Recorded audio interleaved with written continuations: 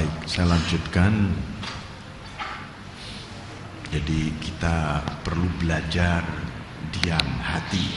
Karena orang yang hatinya diam, maka sesungguhnya hatinya berzikir.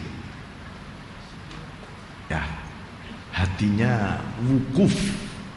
Hatinya wukuf. Wukuf ya seperti orang wukuf di Arafah itu diam. Diam di hadapan Allah. Nah, nomor 3 al-khalwah. Khalwat. Barangkali sering disampaikan ya mengenai apa itu khalwat, bagaimana prosesinya oleh Pak Profesor Nazarudin. Nah, khalwat itu salah satu bentuk. Ada istilah khalwat, ada istilah uzlah. Khalwat itu bersembunyi, belajar menghindari hal-hal yang buruk di tengah-tengah kehidupan ini. Kemudian dilanjutkan, kalau sudah begitu hatinya yang khalwat, itu disebut uzlah. Hatinya di tengah-tengah keramaian tidak terpengaruh. Kita hidup di tengah keramaian. Yang dimaksud di tengah keramaian itu bukan sekadar ini lalu lalang kendaraan, ini lalu lalang bisnis ini. Tetapi yang disebut keramaian itu adalah banyaknya masalah, lalu lalangnya masalah. Ini keramaian. Hati kita tetap sunyi bersama Allah. Sebab apa? Ini banyak satu suasana slang secara rohani ya. Ketika seseorang ada masalah, tiba-tiba diam-diam dia mulai mempertanyakan, apa Allah tidak sayang ya kepadaku? Satu, begitu pertanyaannya. Yang kedua, apakah nikmatnya Allah kepadaku ini tidak sempurna ya? Ini kalau dibiarkan pertanyaan ini akan muncul yang ketiga. Sebenarnya Allah itu memberikan mengekspresikan sifat-sifatnya, asma-asmanya kepada makhluknya. Ini kok mulai tidak adil ya. Nah, itu. Lalu orang mulai berteriak, Tuhan, mana bukti keadilan? Nah, ini sesuatu yang mesti kita hindari. Karena apa? Sebanyak apapun masalah yang Anda alami, seberat apapun, sepedih apapun, Allah, nikmat Allah, takdir Allah, kehendak Allah tetap maha sempurna kepada Anda. Nah,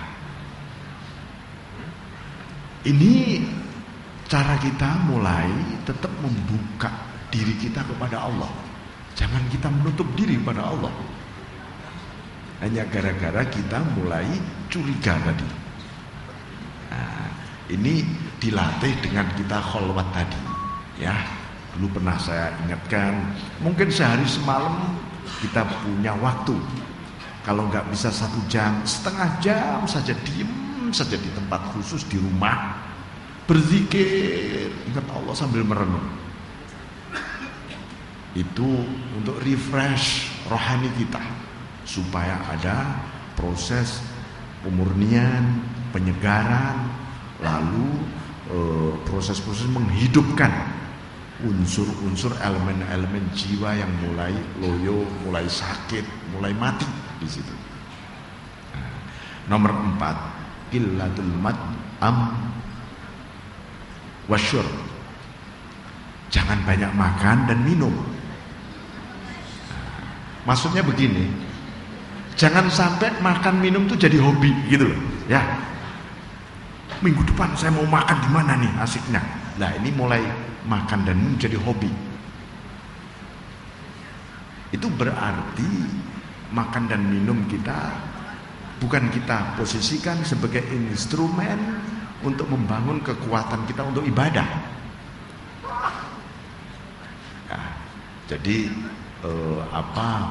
harus punya ini ketegasan kita pada diri sendiri. Kenapa kita dianjurkan puasa sunnah misalnya oleh Rasulullah? Itu karena manusia punya biasanya nih kalau diteliti oleh para ulama dulu kalau meneliti begini, kenapa kok ada Senin, ada Kamis gitu ya? Salah satu saja rahasia di antara rahasia di hari Senin itu biasanya kalau Anda survei di Jakarta saja itu emosi orang luar biasa. Di hari Kamis biasanya syahwat orang luar biasa. Ya syahwat makan, syahwat seksual, macam-macam itu di hari Kamis loh ya. Makanya kalau Rasulullah sampai menyebutkan, ini kalau malam Jumat suami istri berkumpul ini dapat pahala besar. Itu memang hari Kamis luar biasa. Itu.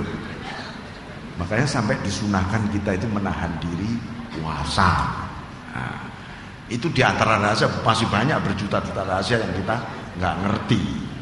Tapi paling tidak ini proses-proses seseorang harus mulai belajar melawan diri sendiri ini, ya. Dimulailah kita kalau makan itu jangan sampai kenyang. Rasulullah itu diibaratkan kalau makan begitu mau kenyang berhenti beliau. Itu bukan berarti makannya beliau nggak pernah habis, bukan. Itu makannya kira-kira nggak sampai kenyang begitu, ya. Makannya tidak sampai kenyang. Minumnya juga tidak banyak-banyak banget, walaupun bahwa minum itu tapi ada takaran-takaran yang berhubungan dengan kesehatan fisik kita maupun kesehatan batin kita. Jadi ini salah satu yang hati kita bisa memiliki continuity, ya, istiqomahnya hati ini untuk terus-menerus merasa memiliki koneksi dengan Allah, ya. Ini kita nih harus sering mengingatkan, ini jalan, ini keluar dari masjid itu, jalan di jalan, ya Allah, hatiku online enggak dengan Engkau, koneksi enggak dengan Engkau ini. Terus diingatkan dalam situasi dan kondisi apapun. Karena apa? Manusia itu tidak tahu usianya kapan, ya, berakhir. Jangan sampai di akhir hayat seseorang tidak sedang berkoneksi dengan Allah. Ya, mungkin kita lagi ngelamun alpa, lalu kita diambil nyawa kita oleh Allah. Wah, itu naudzubillah. Ya, makanya dilatih supaya di akhir hayat seseorang tetap koneksi online dengan Allah. Ini namanya husnul khotimah yang sesungguhnya, ya, husnul khotimah yang sesungguhnya seperti itu. Kemudian ada satu kalimat saya kutipkan dari Ibnu Athaillah luar biasa ini.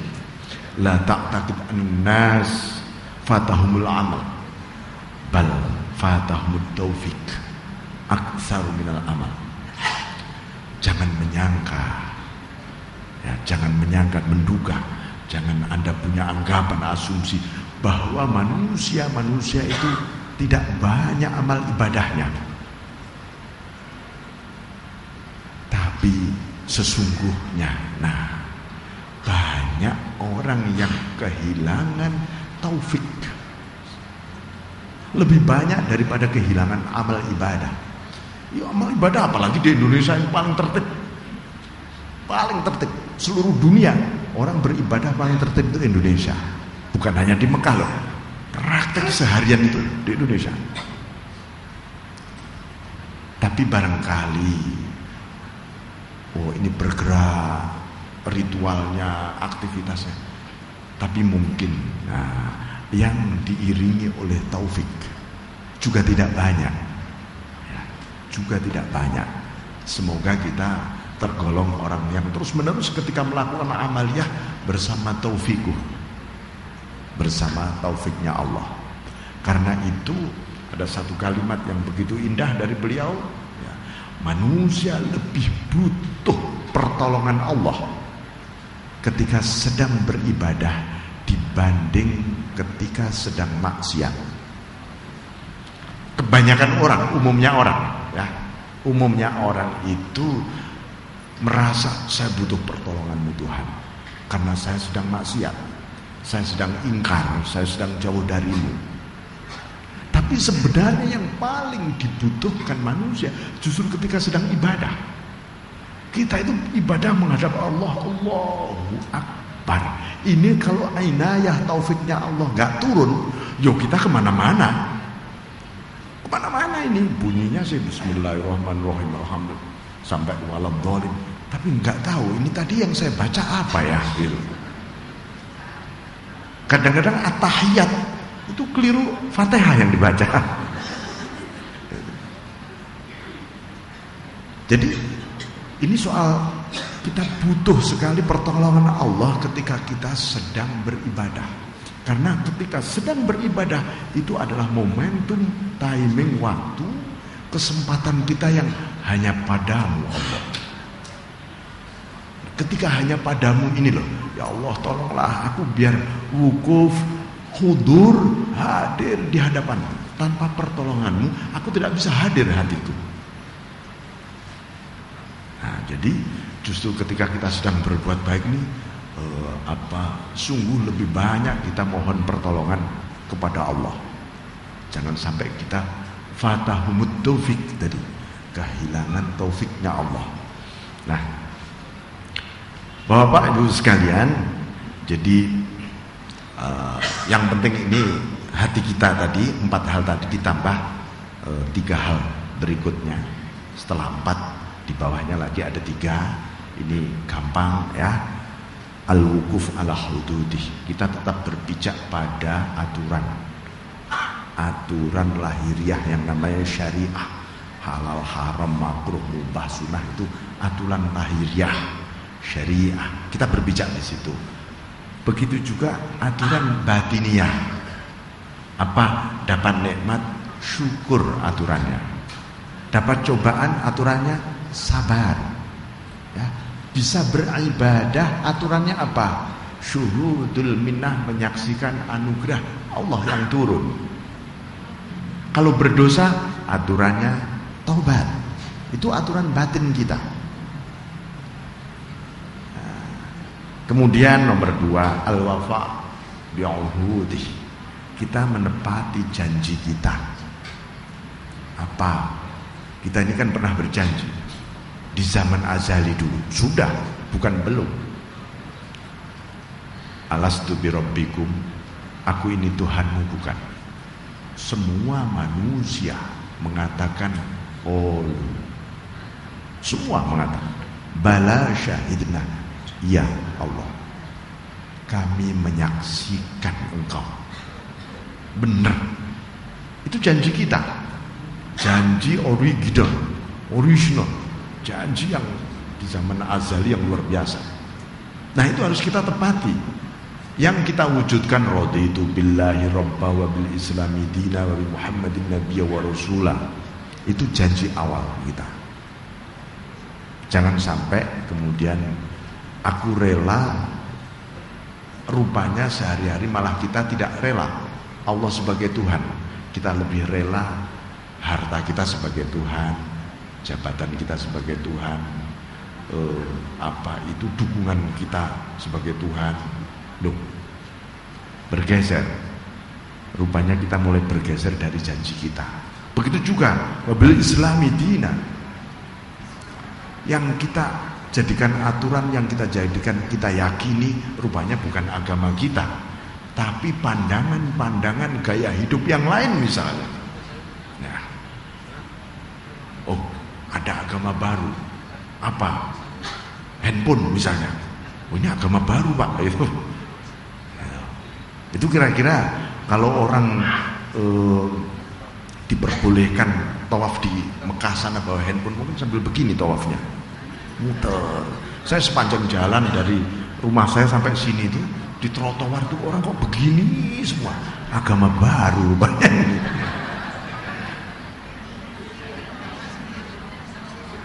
Jadi Nabi Muhammadin Nabiyyu wa Rasulah, Kanjeng Nabi Muhammad itu panutan.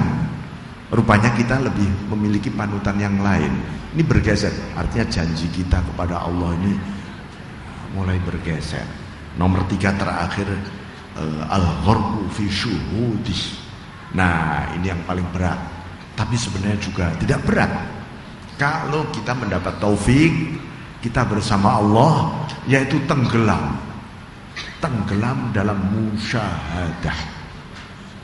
Musyahadah itu menyaksikan, yang menyaksikan mata hati kita. Tadi awal-awal kita sampaikan cara kita musyahadah kepada Allah itu ya melihat di balik. Ada angin, oh di balik angin ini ada namamu Allah. Aku memandang hatiku. Bukan hanya yang bersifat physically, non fisik. Gelisah, contohnya tadi, hatiku kok gelisah banget ya. Kalau Anda melihat gelisahnya akan semakin gelisah, merasakan gelisah, tapi rasakanlah yang tersembunyi di balik gelisah. Ada apa yang tersembunyi di balik gelisah? Ada Allah di situ. Maka akan netral gelisahnya. Kalau lagi senang gimana? Gembira. Jangan lihat kegembiraan, wujud kegembiraannya. Lihatlah yang tersembunyi di balik gembira. Maka ketika seseorang melihat Allah di balik gembira, dia mulai surut gembiranya. Gembiranya bukan pada wujud benda atau apa yang diinginkan, tapi al-farhu billah. Gembira kepada Allah. Nah, ini gambaran supaya kita memandang yang tersembunyi tadi. Ya, ini al-gharqu bi syuhudi. Makanya kita ini syahadah, ya, syahadah, penyaksian kita. Asyhadu an la ilaha illallah secara syariah kita ucapkan, secara qalbu namanya musyahadah. Jadi ada Islam, ada iman, ada ihsan. Dulu pernah sampaikan. Islam ketika membuat kesaksian namanya syahadah. Iman ketika membuat kesaksian namanya musyahadah. Ihsan ketika membuat kesaksian namanya syuhud.